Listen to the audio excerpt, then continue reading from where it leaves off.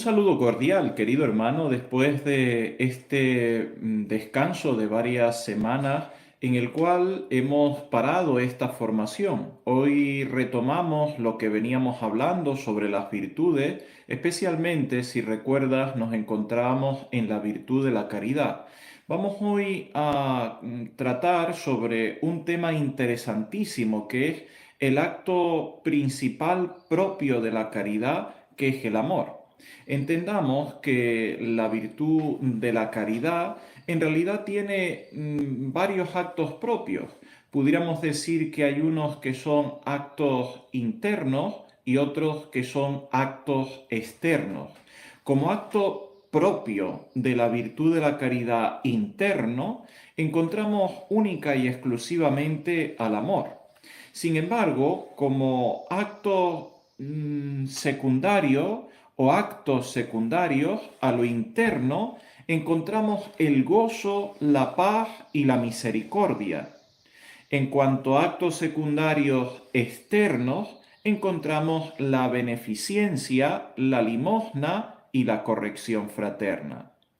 Bien, vamos a tratar hoy exclusivamente del acto principal de la caridad, que es el amor, y luego vamos a hablar la próxima semana de los actos secundarios, tanto internos como externos. De esta forma y así escalonadamente nos ayudará, pues bueno, a meditar bien todos estos temas, a tenerlos en cuenta y lo que es interesantísimo que los vayamos integrando en nuestro propio pensamiento, en nuestras propias formas de ver las cosas, para que así pues vayamos madurando espiritualmente y nos acerquemos más a Dios. Decimos entonces que el acto principal de la caridad es el amor. Ese acto principal de la caridad es lo propio y característico de esa virtud. De ordinario se usan estas dos palabras, caridad y amor, como si fueran sinónimos, precisamente porque casi hablan de la misma y única realidad, aun cuando ya desde el principio de esta formación hemos tratado de diferenciar qué es lo propio de la caridad y qué es lo propio del amor. Hay una diferencia muy pequeña, tan solo de matiz, pero existe una diferencia. Es más propio de la caridad. Vamos a ir dando así algunos pasos en relación con este acto propio de la caridad, que es el amor, para entendernos y para ir tomando consecuencias en nuestra propia vida. En primer lugar, digamos que es más propio de la caridad amar que ser amado. Date cuenta que la caridad como amistad supone necesariamente ambas cosas, tanto amar como que se ame a la persona. Pero es un acto propio el primero y el segundo es del amigo. Por decirlo sencillamente, lo más íntimo a la caridad es amar. Lo secundario es ser amado. Para esto poder analizarlo correctamente, hay que ver un ejemplo. Si te pones a pensar en una madre siempre es más tendente a amar que a esperar que le amen. Siempre la madre suele dar el primer paso. Siempre la madre busca entregar amor y luego es que recibe amor. Esto es así de forma ordinaria y común cuando la mujer está en lo correcto de su psicología. Diríamos entonces que no es algo que se esfuerce por hacer, sino algo que le sale como espontáneo de su propio corazón. La madre necesita dar amor. Y aquí es donde vemos un ejemplo que nos ayuda a analizar la virtud de la caridad. La caridad espontáneamente necesita amar. De forma secundaria recibe también amor, porque decimos lo propio de la caridad es esto de la amistad, es parte integrante.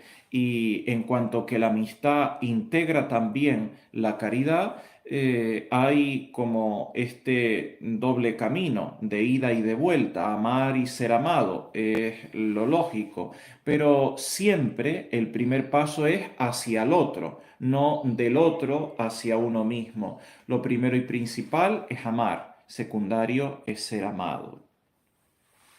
La caridad supone la benevolencia hacia el amigo, pero incluye además la unión afectiva entre los dos, entre un amigo y otro. La benevolencia se limita a desear un bien al prójimo, que pueda tener progreso en esta tierra, que pueda tener bienes, que pueda avanzar, que pueda aprender, que trabaje mejor. Aunque no tengamos con ese prójimo amistad alguna. La benevolencia no presupone el que haya una relación de amistad entre esas dos personas. Lo único necesario es que una a la otra le desee algún bien. El amor de caridad, en cambio, constituye una verdadera amistad, como venía diciendo antes, porque supone esencialmente la unión afectiva entre los que así se aman. No solo con la caridad se desea un bien al otro, sino que hay unión de afecto. La persona ama a la otra. No es tanto que únicamente le desee pues que le vaya bien, que tenga cosas, que progrese en la vida. No, es que además, en cuanto al afecto, está unido a la otra persona. Piensa, como algo concreto y práctico, que es imposible amar verdaderamente a Dios sin que el corazón se afecte por aquellos a quienes Dios ama.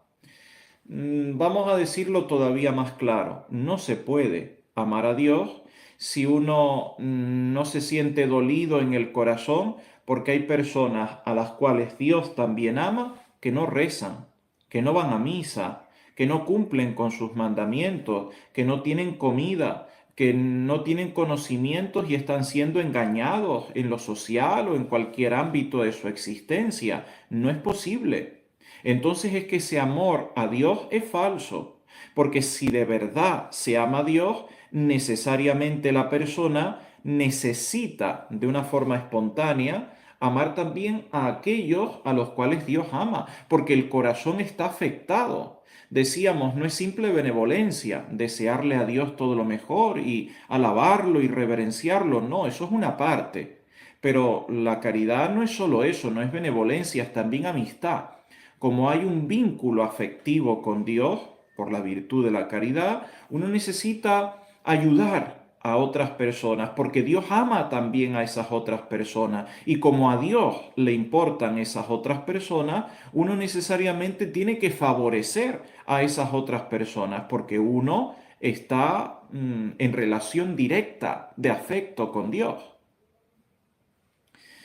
Entonces, la caridad ama a Dios por sí mismo, sin ninguna otra subordinación a otro fin alguno, aunque el hombre pueda apoyarse en otros motivos que le impulsan a amarle más. A Dios se le ama por ser Dios, por ser quien es, pero hay otros motivos que pueden también darnos un impulso para movernos a amarle más. Dios es el fin último y absoluto de todas las criaturas.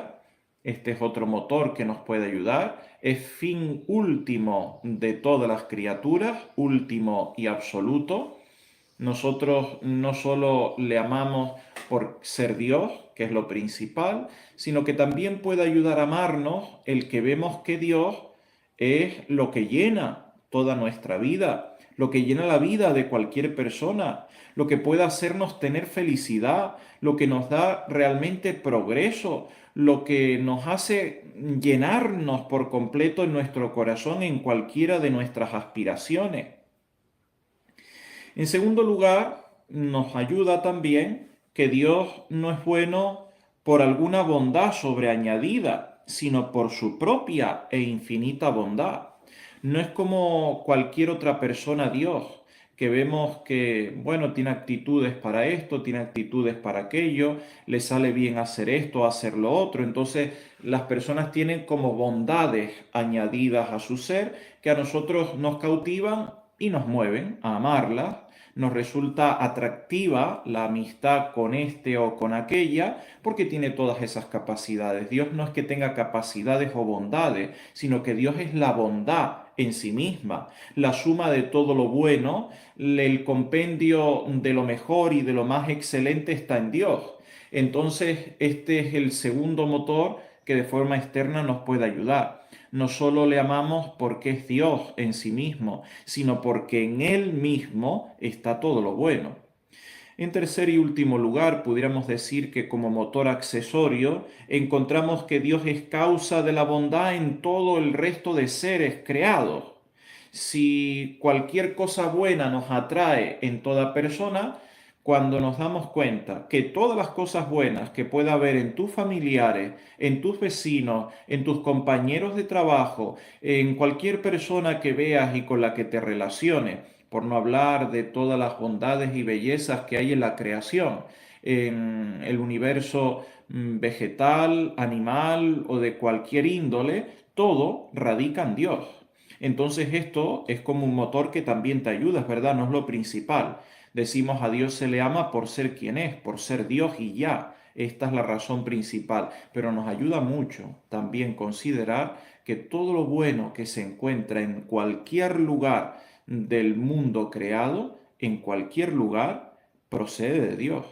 Entonces el orden, la belleza, la generosidad, la gratuidad, cualquier bien y belleza, bondad que se encuentre en cualquier ámbito tiene su origen en Dios. Se puede amar a Dios por algún motivo distinto de su infinita bondad, pero siempre en perfecta subordinación y dependencia de esa bondad de Dios.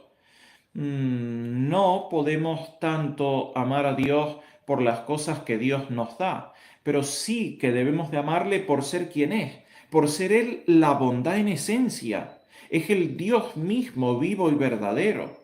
Si tienes salud, si has podido avanzar en tu vida, si Dios te ha concedido este, aquel o el de más allá beneficio, obvio, tienes que ser agradecido a Dios y eso te va a ayudar mucho a amarle. Pero fíjate, te conceda Dios la salud o no, no depende de eso que le ames, porque no depende de lo que Dios te da, de lo que Dios pueda concederte, de las bendiciones que pueda derramar sobre ti. No, no depende de eso el amor, la caridad hacia Dios, sino que depende exclusivamente de que Dios es la bondad en sí misma. Independientemente de lo que pase o deja de pasar, Dios es lo sumamente bueno, es lo sumamente grande, es la belleza incomparable.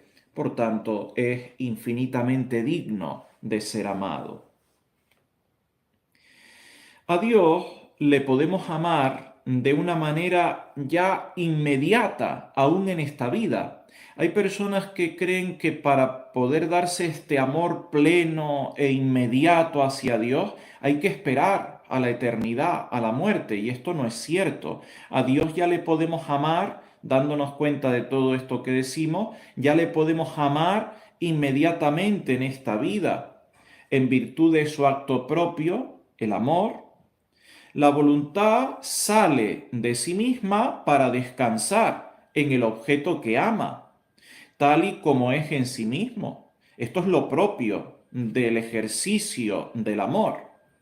Si ama a seres inferiores, cualquier cosa del mundo, pensemos en un árbol, pensemos en un pájaro, pensemos en un perro, pensemos en una persona, en un hermano, en un primo, un sobrino, un hijo, un padre.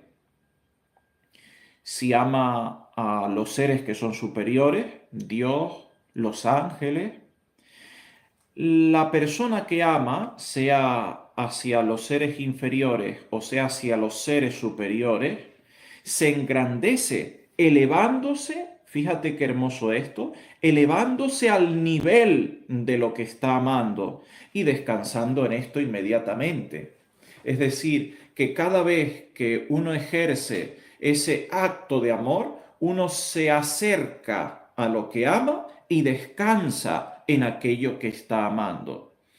Por decir algo, si uno ama a un hermano, uno se pone al nivel de su hermano, de su amigo, de su primo, de su madre, de su hijo y descansa en esa persona que está amando. Si uno ama a un animal, se rebaja a ese nivel del animal y descansa en ese animal en el cual está colocando como objeto de su amor. Si uno ama a seres superiores a todos estos citados, como son los ángeles o infinitamente superior al Dios vivo y verdadero, uno se eleva a Dios, llega a Dios y descansa en Dios. Cierto que esto es algo espiritual. Piensa que personas creen que porque hay un abismo que nos separa de Dios, Dios está en el cielo, nosotros estamos en la tierra, ¿cómo vamos a amar inmediatamente a Dios? Pues pudieras pensar que se puede amar a un ser querido, piensa un hermano, piensa un padre, piensa una madre, un hijo, tú estás en Madrid y ese hijo tuyo está en Bogotá, en Colombia, y hay todo un océano que divide, pero aún así tú con el acto de amor que mantienes hacia ese hijo tuyo, tú aunque no estás físicamente en Bogotá, de forma espiritual te encuentras en la ciudad de Bogotá y estás llegando hasta tu hijo y estás descansando en tu hijo, puesto que hay un amor, un afecto de amor, un acto de amor que descansa en ese hijo tuyo. Lo mismo mutatis mutandi, valiéndonos de las diferencias infinitas entre un ejemplo y otro, ocurre con Dios. La distancia entre Dios y nosotros es infinita. Nosotros somos meras criaturas, Él es el Dios vivo y verdadero. Pero aún así, el acto de amor permite que nosotros superemos cualquier tipo de distancia y diferencia existente para poder llegar a Dios y descansar a Dios en Dios inmediatamente, aún estando en esta vida. Como potencia natural, el amor es más perfecto el entendimiento que la voluntad. El amor en ese entendimiento es más perfecto que en la voluntad. Pero en esta vida es más perfecto amar a Dios con la voluntad que conocerle con el entendimiento. Esto parece algo como muy difícil lo que estoy diciendo, pero es algo obvio y que lo hemos vivido. Cuando una persona se queda solo en el entendimiento, en adquirir conocimientos, conceptos de Dios para meterlos en su cabeza, la persona se acerca a Dios, obviamente, pero es más fuerte y más profundo el acercamiento que se da a Dios desde la voluntad. Si yo decido amar a Dios y para esto cumplo los mandamientos y para esto me confieso, voy a misa, para esto llevo adelante un plan de vida, es más fuerte, más rápido, más profundo, como quieras expresarlo, la unión que se da con Dios a través de ese acto de la voluntad, que es el amor, que a través del acto del entendimiento. Hay muchos teólogos que saben mucho de Dios y sin embargo pueden vivir en pecado mortal y estar infinitamente separados de Dios. Y una persona que no sepa leer, que no sepa escribir, que no haya ido nunca a una escuela, mucho menos a una universidad, puede estar infinitamente más unida con Dios que un teólogo. Porque si esa persona mantiene ese ardor, ese deseo del amor en su voluntad de entregarse a Dios, de ser de Dios, de buscar a Dios, el acto del amor en esta vida, aunque esa persona no haya muerto, en esta vida puede instantáneamente acercarse a Dios y descansar en Él de forma inmediata. Claro que para que esto pueda darse, uno tiene que entender que a Dios hay que amarle totalmente y por entero. Según lo que se ama, estamos hablando de Dios mismo, según lo que se ama, el hombre debe amarle totalmente, porque debe amar todo cuanto pertenezca a Dios, sin excluir absolutamente nada. Entonces es un amor exigente, puesto que Dios es lo más grande y es el todo, hay que amarlo del todo. Según el amante, según quien ama, el cristiano, el hombre debe amarle totalmente porque así se lo manda el primer mandamiento. Amarás a Dios con todo tu ser, con todo tu corazón, con todo tu entendimiento. Lo manda el primero de todos los mandamientos de Dios.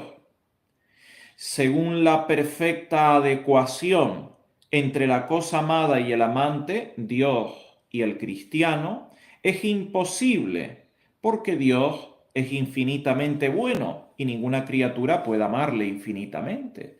Entonces ya ves que hay que encuadrar bien las cosas para entendernos. Según Dios, Dios merece ser amado de todo punto, porque es lo más grande. Según quien quiera amar, el cristiano está obligado a amarle del todo. Pero luego cuando se conjugan ambas cosas, la cosa amada y el amante, Dios y el cristiano, hay que entender que Dios, siendo infinitamente bueno, nadie va a llegar a la altura de Dios, es decir, amarle tanto cuanto se merece. Entonces, ¿qué quiere decir? Pues quiere decir simplemente que uno tiene que amar a Dios hasta el límite de las capacidades y fuerzas en cada momento. Y entonces hay personas que han llegado a un punto y otras que han llegado a otras. El que está más arriba está mejor que el que está más abajo, depende. Porque quizás el que está más abajo está dando todo lo posible, el que está más arriba no lo está dando quizás todo. Y está peor que el que está haciendo menos cosas por Dios según se puede percibir desde fuera. Y esto siempre nos lleva a engaño, por eso nunca debemos de compararnos con nadie, ni comparar a nadie con nosotros, ni con otras personas.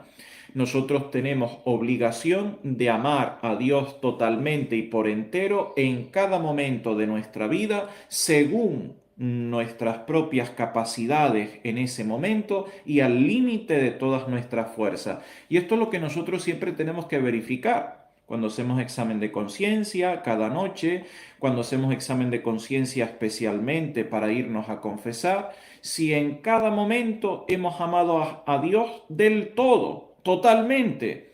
Si hay actos graves que han obstaculizado ese amar a Dios totalmente, entonces hay pecado mortal. Uno debe de confesarlo y uno sabe que así no puede comulgar. Es decir, que si uno ha antepuesto el amor a los hijos o a la familia antes que el amor a Dios, está en pecado mortal, sea por lo que sea. Piensa algo tan simple como decidir ir a comer con la familia y dejar la asistencia a misa del domingo. O pensemos que por atender a la familia no hacemos la oración de todos los días. Todo esto son actos que van en contra del amor máximo que debemos única y exclusivamente a Dios. Hay que ser muy finos a la hora de analizar todo esto y verlo muy bien en el propio examen de conciencia, en la propia dirección espiritual, para, bueno, después también plasmarlo en el examen de conciencia, cuando hablamos en la confesión. De suyo, el amor a Dios es más meritorio que el amor al prójimo, pero el amor al prójimo por Dios es mejor que el amor solo a Dios. Aquí se trata, para terminar ya, de un supuesto hipotético que quizás te complique un poco, pero que es bueno que pienses, aunque insisto, es tan solo un supuesto hipotético, puramente teórico, para nosotros pensar un poco, porque en la vida real es imposible que esos dos amores, el amor a Dios y el amor al prójimo, puedan darse separadamente. Entonces, como no pueden darse separadamente, en realidad este supuesto que hablamos es teórico, es por hablar, para nosotros comprender más cosas, pero en realidad en la vida auténtica, la vida real, no se puede dar. Esto no lo olvidemos. Considerados por separado, amor a Dios y amor al prójimo, el amor a Dios es más meritorio porque en sí mismo, por sí mismo, merece un premio, mientras que el amor del prójimo solo merece premio cuando se le ama por Dios. Si uno le entrega una limosna a una persona, Si esa limosna uno la entrega solo por ayudar a esa persona, eso no tiene mérito, porque es simplemente un acto altruista, un acto antropocentrista centrado en el hombre. Pero si uno interiormente entrega la limosna a esa persona, a esa institución, por Dios, por amor a Dios, eso ya merece premio. Comparados, el amor de Dios solo, en sí mismo, sin nada más, y el amor del prójimo por Dios, es mejor el segundo, el amor del prójimo por Dios, porque reúne en sí los dos amores. Y en realidad es lo auténtico, como decía antes, o sea, no se puede dar otra manera. En realidad amar a Dios solo, sin tener en cuenta al prójimo, es un amor a Dios falso. Porque, como decía hace unos instantes, no se puede amar a Dios sin amar a aquellos que Dios también ama. Es imposible.